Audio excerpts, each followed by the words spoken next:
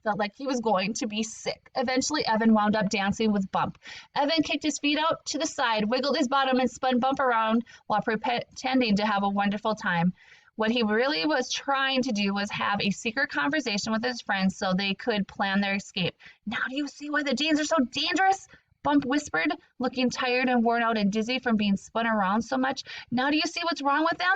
They never stop being happy, ever. They've been unbearably chipper ever since they won the happiest country in the world contest. I still have to find the unicorn, Evan shouted over the blaring music. I have to find the unicorn. I have to find the unicorn so I can go home. Was that but what? The tall Dane asked, sneaking up behind them and listening in on their conversation. The Dane was looking just like Mr. Jorgensen, was practically sleep dancing, his eyes almost completely shut, but his feet still moving swiftly. I have to get home, Mr. Dane, sir, Evan shouted, twirling Bump around for a do-si-do. My father is waiting for me. I have to finish doing my chores, but I can't go home unless I find the unicorn. What did you say about what? The tall Dane shouted, cupping a hand to his ear. We can't hear you because music is too loud, and also because my eyes are closed. Yeah, it's nap time and the dancing time. I have to find the unicorn, Evan told him, dancing around in circles with Bump. I have to find the unicorn. The unicorn? The skinny Dane said, completely coming over to warm himself by the fire. The great golden unicorn? Why didn't you say so? Evan watched him dance over to the band, put in a song request, then dance off somewhere else just out of sight. For sheer convenience, he came back very quickly, holding something in his hand. Wake up, you silly goose, the skinny Dane said to the tall Dane. He had to shake him pretty hard to wake him up. Then he handed him a golden ear of corn. Huh? What? The tall Dane said, snapping awake.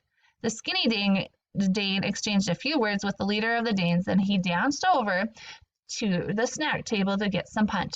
Ah, you need the unicorn, the tall Dane said, coming over and dancing alongside Evan and Bump once more. Why didn't you say so? I did say so, Evan told him very non-politely. You didn't hear me because you were dancing with your eyes closed. Well, here he is, the tall Dane said, holding up a dried ear of corn. It's the corn, and it's the it's the unicorn. No, it's not, Evan said. That's just a stupid ear of corn. But the more he thought about it, the more he could see the he could see that technically the Dane was right. It was corn, and it was also it was a unicorn. Absolutely ridiculous, Evan said, shaking his head at the nerve of the storyteller guy. I guess I just have to roll with it. However, Evan didn't think for 1 second that the whole unicorn bit would fool King Flibbertigibbet. The king may be annoying and immature, and he may be living by waving a baton in the air, but he was still reasonably clever. Even if the king did fall for it, the one person that Evan was really worried about was the one called Queen Mother. Even the king himself said during his terrible rap song that she was really the real ruler who was really in charge. Queen Mother didn't sound like someone who could be fooled by a dumb old hunk of corn, even if it was glorious and golden. Sure, eat the corn, hollered the chubby Dane over by the fire, roasting 15 marshmallows at a time. Eat the corn and eat the unicorn. Yeah, I heard that part already, Evan said, still dancing, still plotting his escape. Then there was trouble. And, kiddos, we are going to stop there for now. Hope you're having a good day.